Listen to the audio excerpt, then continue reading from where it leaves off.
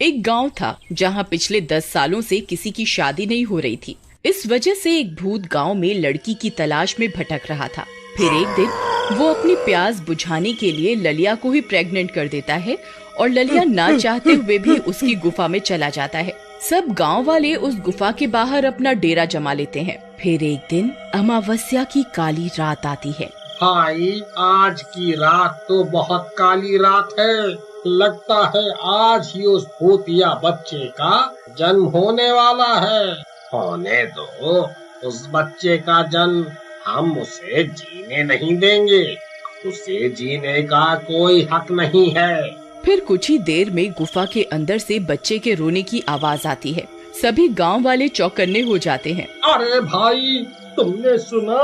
देखो, गुफा से किसी बच्चे के रोने की आवाज आ रही है। लगता है उस भूतिया बच्चे का जन्म हो गया। चलो भाइयों, हम इस बच्चे को जिंदा नहीं छोड़ सकते।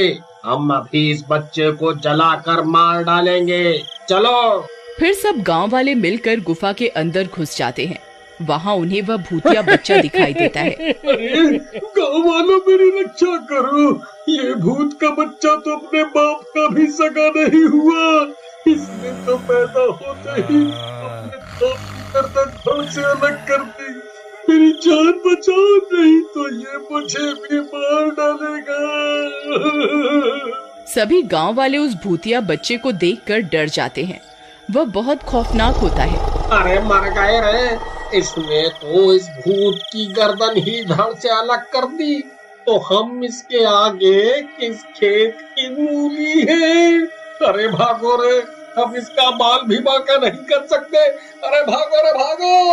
फिर सभी गांव वाले वहां से अपनी जान बचाकर भागने लगते हैं। ललिया भी उनके पीछे पीछे गुफा से निकलकर भाग जाता है और वे सब गांव वाले भागकर अपने गांव आ जाते हैं। अरे कमबख्त ललिया, वो तेरा ही बच्चा है।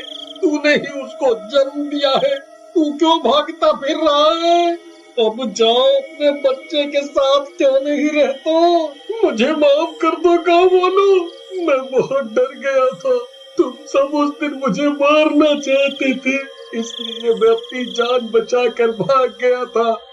लेकिन मुझे मेरी गलती का एहसास हो गया है। अब मैं तुम्हारे साथ ही हूँ। मैं भी उस भूतिया बच्चे को मारना चाहता हूँ। तभी सभी गांव वालों को उस भूतिया बच्चे की आवाजें आने लगती हैं। सभी गांव वाले डर के मारे अपने अपने घरों के अंदर घुस जाते हैं और छुप छुप कर उसे देखने लगते हैं। वह भूतिया बच्चा उड़ता हुआ पूरे गांव की गलियों में अपने शिकार की तलाश करता रहता है। लेकिन जब उसे कोई भी गांव वाला नहीं मिलता तो वह एक बैल को अपना शिकार बना लेता है और उसकी पूंछ को अपने मुंह में दबाकर अपने साथ उड़ाकर अपनी गुफा में ले जाता है। फिर अगले दिन सुबह होने पर, भाइयों, हमें इस भूतिया बच्चे का कुछ ना कुछ तो करना ही होगा। हम रोज रोज इस तरह घरों में छुप छुप कर नहीं रह सकते। तुम सही कहते हो राजू। आने दो आज रात को इसे। ये जैसे ही आएगा, हम इसके ऊपर जलती हुई मशालों से हमला कर देंगे और इसका काम तमाम कर देंगे। फिर रात होने पर सभी गांव वाले अपने अपने घर में छुप जाते हैं और उस भूतिया बच्चे के आने का इंतजार करने लगते हैं। फिर आधी रात होते ही वह भूतिया बच्चा गांव में शिकार करने के लिए आता है। उसके आते ही सभी गांव वाले उसके ऊपर हमला कर देते हैं। अरे मारो मारो, आज इसे जिंदा नहीं छोड़ना है। मारो मारो। फिर सब गांव वाले उसके ऊपर जलती हुई मशालें फेंकना शुरू कर देते हैं, लेकिन उसे कुछ भी नहीं होता। आग उसका कुछ भी नहीं बिगाड़ पाती। कुछ गांव वाले उसके ऊपर लाठियों से हमला कर देते हैं, लेकिन उसका भी उसके ऊपर कोई असर नहीं होता। अरे मूर्ख गाँव वालों, तुम मेरा कुछ नहीं बिगाड़ सकते। मुझे मारना अरे बस की बात नहीं है। तुम मेरे सामने कीड़े मकोड़े की तरह हो। अब तुम सब मरने के लिए तैयार हो जाओ। अरे मर गए रे। यह कमबख्त ललिया का भूतिया बच्चा तो हमारे पीछे हाथ धोकर पड़ गया है। आज ये किसी को जिंदा नहीं छोड़ेगा। इस कमबख्त के ऊपर तो आग का भी कोई असर नहीं हो रहा। अब इसे मारे कैसे? अरे ललिया भाई, इसके ऊपर तो किसी भी चीज का कोई असर नहीं हो रहा, अब क्या करें? भाई, हम सब गांव वालों को अभी के अभी मंदिर में जाकर शरण लेनी होगी, नहीं तो आज कोई भी नहीं बचेगा। फिर सब गांव वाले मंदिर की ओर दौड़ पड़ते हैं और उसके अंदर शरण लेते हैं। वह भूतिया बच्चा भी मंदिर के सामने पहुंच जाता है और मंदिर को सामने देख वहां से गायब हो जाता है। शुक्र है भगवान का, आज तो जान बची। भाइयों, आज तो हम किसी तरह बच गए, लेकिन ये भूतिया बच्चा कल फिर से आएगा। हम इसका सामना कैसे करेंगे? इसके ऊपर तो आग का भी कोई असर नहीं होता, अब इसे मारेगा कौन? तुम सब गांव वाले पापी हो, तुम सब ने लड़के की चाह की और इसी वजह से कोई भी पड़ोसी गांव वाला इस गांव में अपनी लड़की की शादी नहीं करता। इसे तो सिर्फ माँ दुर्गा ही खत्म कर सकती हैं। पंडित जी, लगता है आप सठिया गए हैं। अब इस कलयुग में माँ दुर्गा को हम कहां से ढूंढ कर लाएं? फिर इतना बोलकर पंडित वहां से चले जाते हैं। अगले दिन कुछ गांव वाले ललिया का रिश्ता लेकर दूसरे गांव जाते हैं और हाथ जोड़कर किसी तरह एक लड़की के परिवार को शादी के लिए मना लेते हैं। फिर ललिया की शादी हो जाती है। इस दौरान वह भूतिया बच्चा रोज रात को गांव में आता है और लोगों के दरवाजे पर अपना सिर पीट पीट कर उसे तोड़ने की कोशिश करता है। इसी तरह 9 महीने बीत जाते हैं और ललिया बाप बनने वाला होता है। अजी सुनते हो, मुझे लगता है वक्त आ गया है, आप जल्दी जाइए और दाई माँ को बुला लाइए। फिर ललिया जाता है और दाई माँ को बुला कर ले आता है। सभी गांव वाले ललिया के घर के बाहर इकट्ठे हो जाते हैं और बेसब्री से बच्चे के होने का इंतजार करने लगते हैं। उस वक्त वह भूतिया बच्चा वहाँ पहुँच जाता है। ए गाँव वालों, तुमने मुझे बहुत तड़पाया है। मैं जानवरों का मांस खा खा कर पक गया हूँ। आज मैं तुम सबका मांस खाऊंगा। अब तुम सब मरने के लिए तैयार हो जाओ। अरे मर गए रे, ये आज हम कहाँ फंस गए।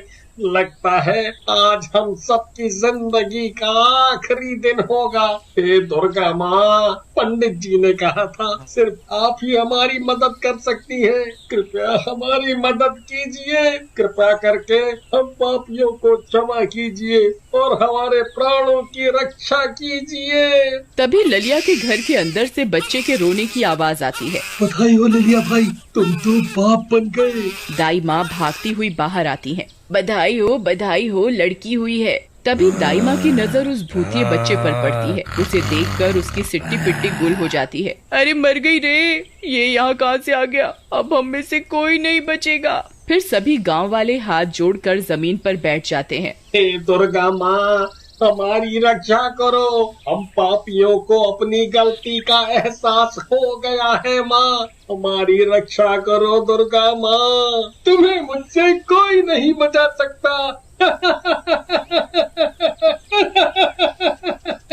तभी अचानक से ललिया का घर रोशनी से जगमगा उठता है। गांव के मंदिर की घंटियां खुद ब खुद बजने लगती हैं। तेज तेज हवाएं चलने लगती हैं। आसमान ही गरज उठता है। सभी गांव वाले चौंक जाते हैं कि ये सब क्या हो रहा है। आखिर मंदिर की घंटियां खुद ब खुद कैसे बजने लगी। तभी ललिया के घर से एक छोटी सी लड़की बाहर निकलती है। उसके हाथ में त्रिशूल होता है। उसके आते ही गांव का कोना कोना जगमगा उठता है। उस लड़की का तेज देखकर हर कोई हक्का बक्का रह जाता है। वह लड़की कोई साधारण लड़की नहीं बल्कि दुर्गा का स्वरूप होती है। ए लड़की, कौन है तू? तेरी इतनी हिम्मत, तू मेरा सामना करेगी?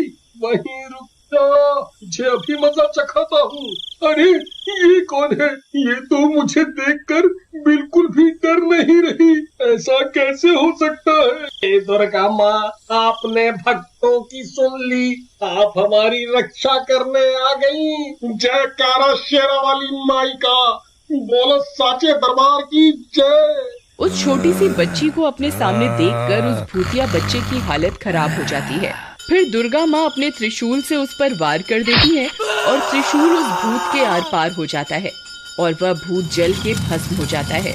जयकारा शेरा वाली माई का, बोलो साचे दरबार की जय। फिर वह दुर्गा माँ गांव वालों को आशीर्वाद देती हैं और गायब हो जाती हैं और वह एक प्यारी सी बच्ची बन जाती है। ललिया और सीमा अपनी बेटी को देखकर बहुत खुश होते हैं और फिर उस दिन के बाद से दुर्गा माँ के आशीर्वाद से गांव के सभी मर्दों की शादियां होने लगती हैं। अब गांव में बेटा हो या बेटी, सबका स्वागत खुशी खुशी किया जाता है।